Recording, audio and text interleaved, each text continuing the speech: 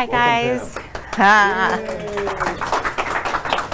Don't make me any more nervous by clapping. Well, as Mark said, I've been here, my grandfather and my Uncle Bill Slater, who owns Slater Electric Company, came here to this part of California to build the Folsom Dam. So they came in 1948, which of course I wasn't here then, but my Uncle Bill, Slater Electric Company, was in Folsom, and so his family all stayed in Folsom, and my family came over into Orangevale. So I've been here that long, not as long as a lot of people, but I do have some stories that have been told to me by some of the older people from Orangevale that I was connected with and friends with, but always just kind of just little bits and pieces and hearsay. So this was one of those, and that's how I started and I met Mark, was because of the Facebook page that we were both on. And I asked him, because he said he was connected with the Orangevale History Project. So I had asked him if he had heard some of these other stories, and if he was really good at looking things up in the newspaper, and I thought maybe he might have run across them. So that's how it got started. So, and now I'm with the Orangevale History Project. So anyway, we got together and I joined the Orangevale History Project, and I'm really happy that I did. I'm really enjoying myself. I'm finding out so many things that I didn't know about, and rumors that I was always interested in are coming full circle now, and I don't feel like I was going crazy. I did hear these stories and they were real. So anyway, this is how it started with the first rumor. Let me get my glasses. I'm sorry, guys.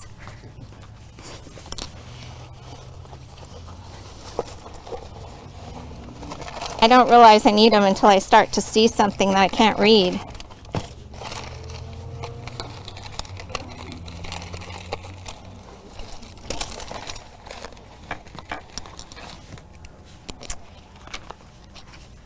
Okay. So some of the rumors that I heard from some of the older people that were here in Orangevale came from my friend Rod Hill. His father was named George Hill, and his mom was named Marion Hill. And I would hear their stories that they would talk about with the Tomaches and some of the other people, Phil Walker and some of the people that were from here. So one of the stories that I heard in 1970s was how there was a house here that was built by Hearst. And Rod's dad is the one that told me about that. But I never really paid much attention about it. It wasn't anything that affected me. But as I started getting into the history of Orangevale, I found out that, you know, this is true. He did build a house here, but where was it? So that's how the rumors got started with me. And I had posted something on one of the Facebook pages asking questions about that. And all of a sudden I got a message from a guy who's a historian for Placer County, and he's written books, and he's really, I didn't know who he was, but he had sent me that he had found out about the Hearst house but didn't know where it was. So that's how it got started. So the birth of the media empire was William Randolph Hearst, and we've all heard of him. He took over for his father, and it was a struggling newspaper, the San Francisco Chronicle. Or I'm sorry, the San Francisco Examiner, and that was in 1887. So it was really struggling, so his father gave it to him to take over and see if he could do something with it. So he had it for 3 years, and the profits went from, or the subscriptions went from 5,000 to 55,000 subscriptions within just 3 years. So he was really obviously doing something really great and right to save this newspaper.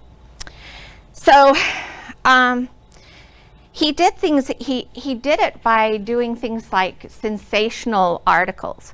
Like if somebody had a story or something, he kind of boasted it up a little bit and gave it a little bit more pizzazz. And then he started doing these contests. And the contests were all different kinds of prizes. And they were working, so they were building up the subscriptions. So that's what this is basically talking about here. In 1887, he started at the Examiner, and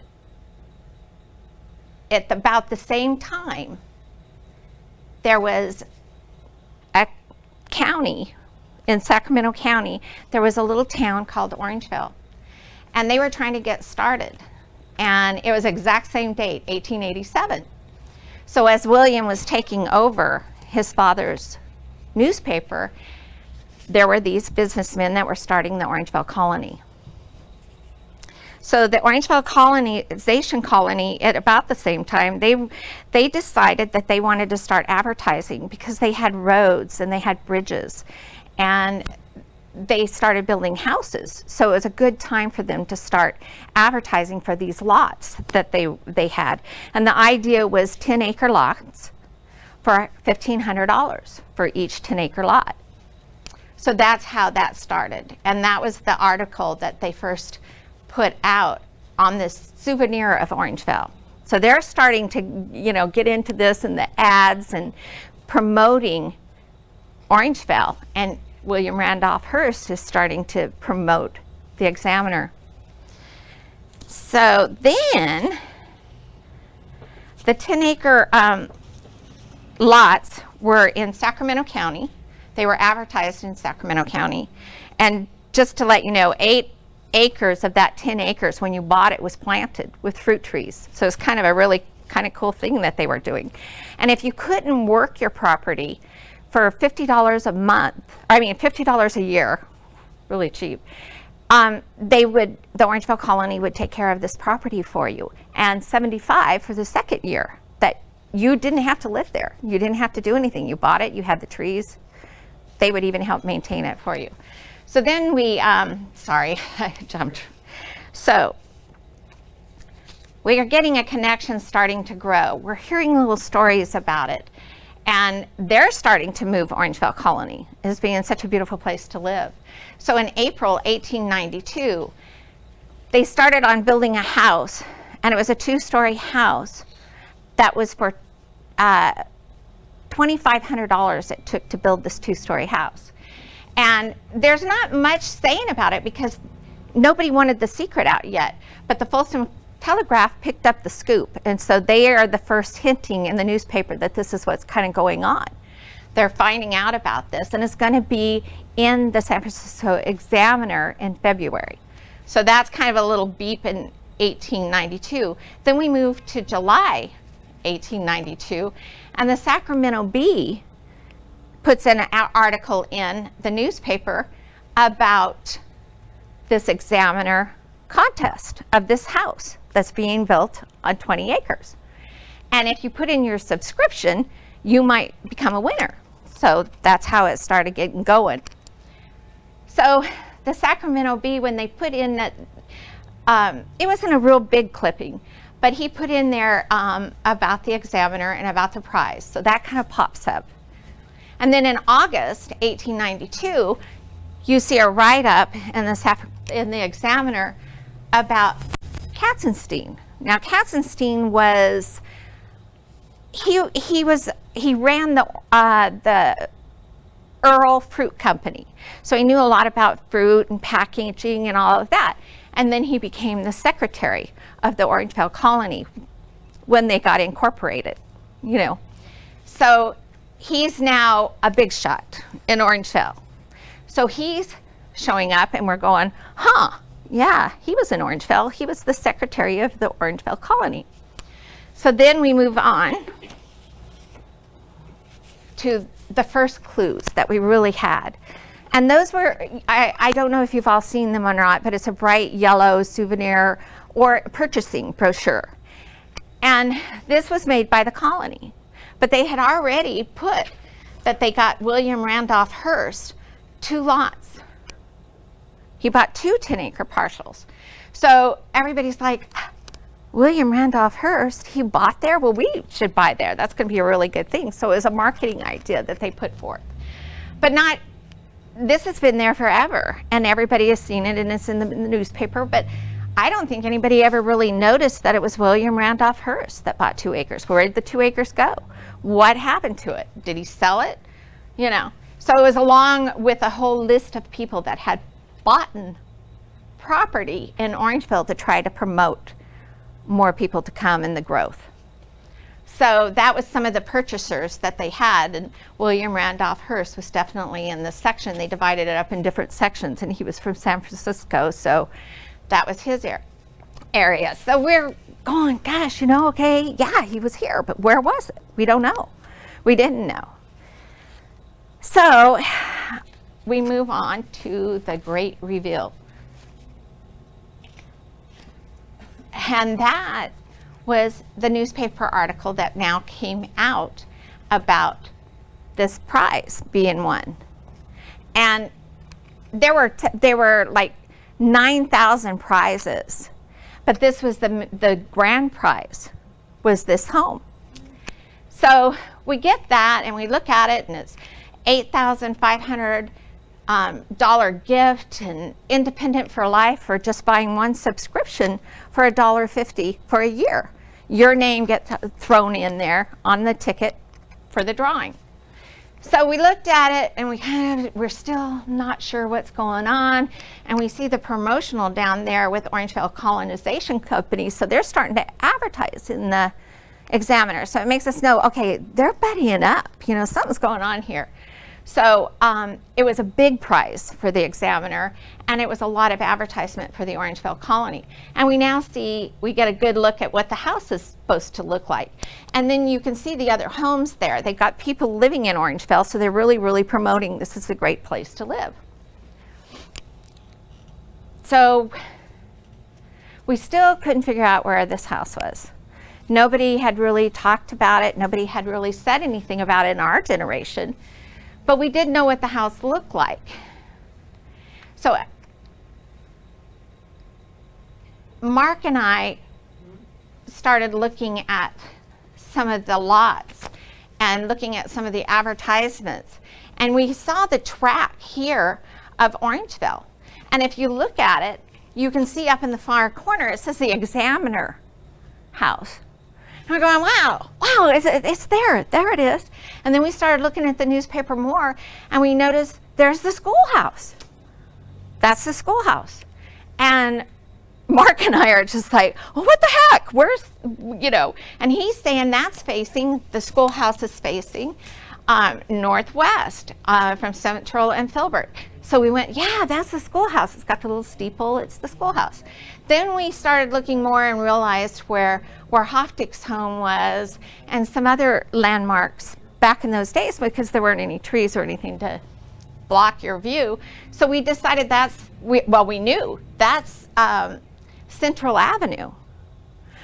This main street here, we came to realize that's Main Avenue, used to be called Fifth Avenue. So we were like, that's the house. But where exactly is it? It's in that area. We know that, but we don't know the lots. We don't know everything about where it's at. We're just knowing it's in the vicinity of Central Avenue in Orangevale. So all of a sudden, clear as a bell. Mark starts looking at all this, the souvenir clips and stuff out of pamphlets. And he comes upon this one, and it was like, oh man, this is perfect, because it talks all about it. And it also says what lot it was. So this has always been there, but nobody's ever mentioned it, nobody's ever talked about it. So we're like, hey, and there's the picture of the house. So we know what the house looks like, we just don't know where it's at. But it's track number 161 and 162. So we're pretty stoked. We're going, yeah, this is cool. We're getting there. And so we know that they're trying to promote the magazine or the newspaper, and Orangevale Colony is trying to promote Orangevale Colony. So that's where that came from. So then the next one was, this is a goodie one. So Mark and I know, okay, Orangevale Colony, and we did all this research, and we've been looking for it, and we now found out it's on lot 161 and lot 162. But we were like, gosh, wow. And then all of a sudden, I was looking at the map, and I got really close to the map. That's that map that's back there that everybody has seen, and for how many years? That's been a big staple in Orangevale for advertising, for promotion. And there it was all this time. And it actually says the Examiner prize track 161 and 162. So it was there all this time. We just weren't looking in the right places. So that was you know, exciting. So then the next page is the drawing. And this is a big deal. Everybody knew about it. Everybody wanted to be part of it. Everybody wanted to be there because they were going to do all the counting and looking and seeing who won these big, huge prizes. Everybody had heard about it. And they were told that they had to get their subscriptions when they ordered. They had to get their receipt that was going into the big pot in before February 10th. Well, we're now at February 21st, 1893. And in the California Hotel, downtown Sacramento, they had this huge, huge event.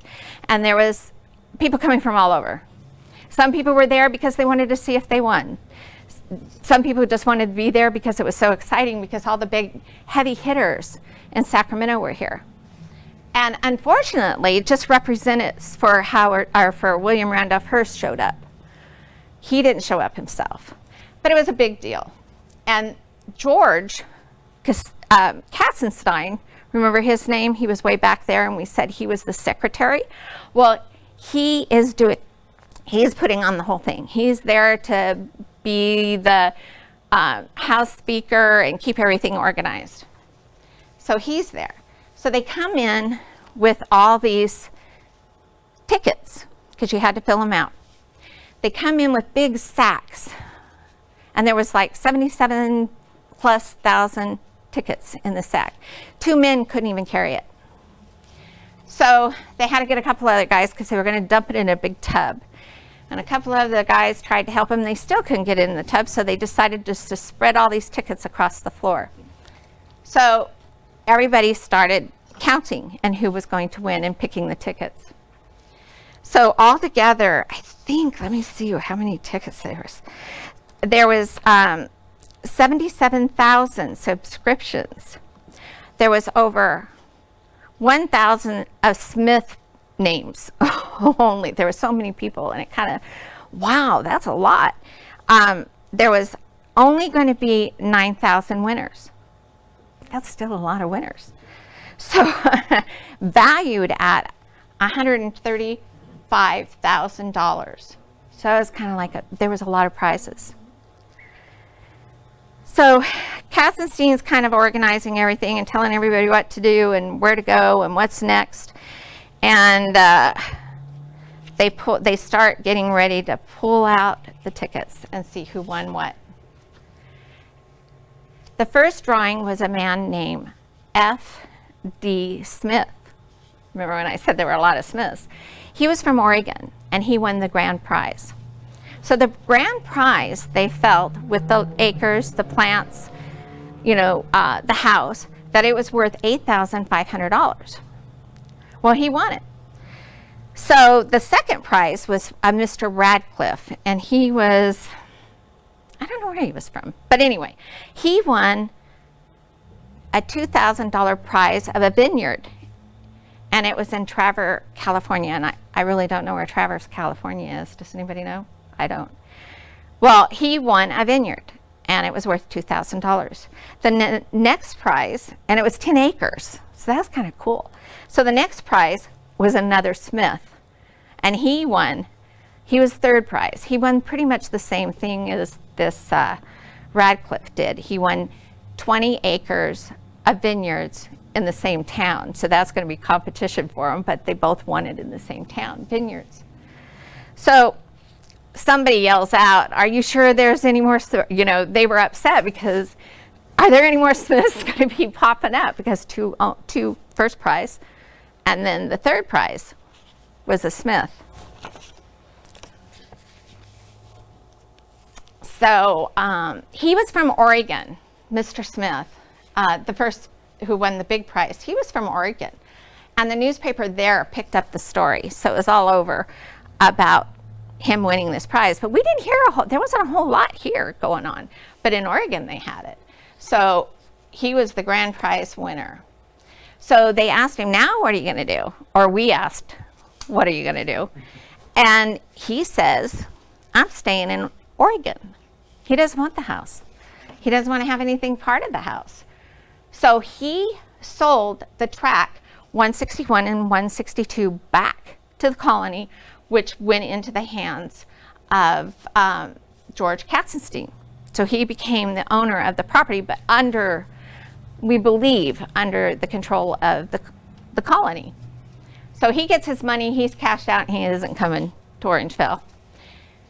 So that house, that was like in 1895.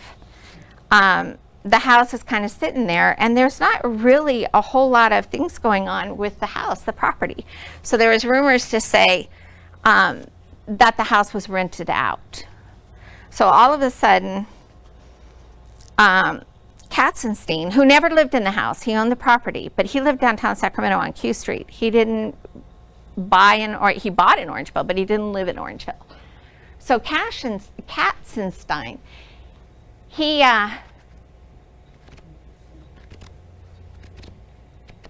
winds up passing away, and he died in 1909.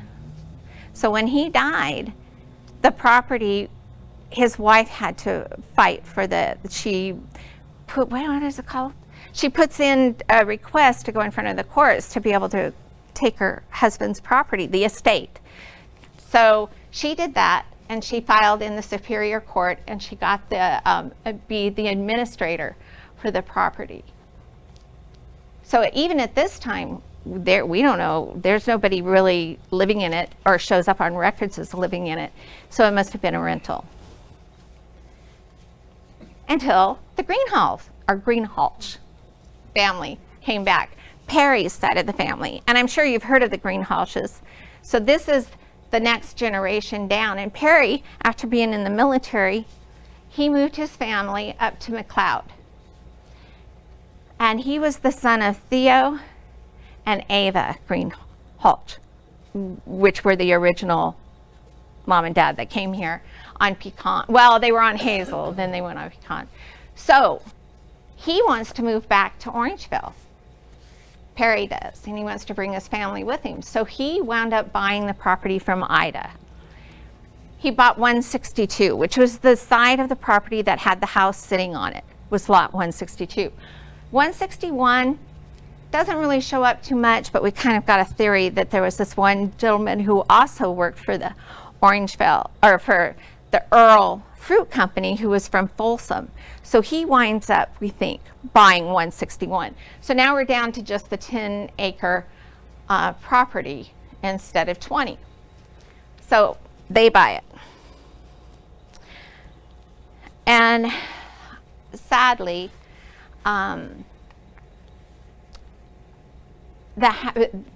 Perry passes away. And he passed away, was it 1975 that he passed away? It's earlier because yeah, because the house was sold in 75. So I think he passed away like 74, 73, 74.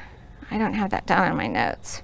But he bought the property in 1922 from Ida Katzenstein.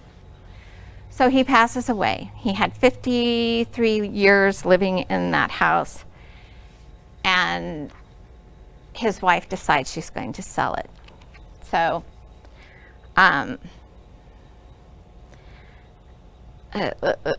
so all of a sudden, it goes on the market. Etta starts to sell, and she sells to a Keith Dashner, and he bought 5 acres of the property, and that was in October 1975. Then Dasher sells it, only he sells the 5 acres of it to the Cappinglingers. So that left a remaining 5 acres being chunked into 0.50 acre lots for homes and a court. So in 2000, we start seeing things about this house because it's being publicized and everybody's ready. You know, it's a beautiful home. They want to know where it came from. And a gal named Sally Dunbar was the real estate agent. And she likes to pick up older homes and do the history on them and then turn and sell them. So she did a whole article on it back in 2014. So she had a whole colored page. It was really nice. And she was doing history on it. And then she found the granddaughter on Facebook that used to live in the house. And she had lived there from 1930, or been in the home since 1930s and the 40s. So she came up with this old picture and sent it to this real estate agent, Sally Dunbar. So that's where it pretty much had transferred over to the family that's living here now, or living there now. So it shifts. We're now moving into the newer era after, that's okay, after Etta sells it to Keith and it moves down the line. We're now over in 1986, and there's a newspaper article about it, and it's all in color. And Mark and I just found it over at the water company not too long ago, and we started reading the article, and we're going, well, that's not what happened, because we actually went to the assessor's office or the records office and got all the cells of each house, so we knew that it went in this format. So this one's way off, but it's a beautiful home and it's great pictures, but it's not exactly what happened.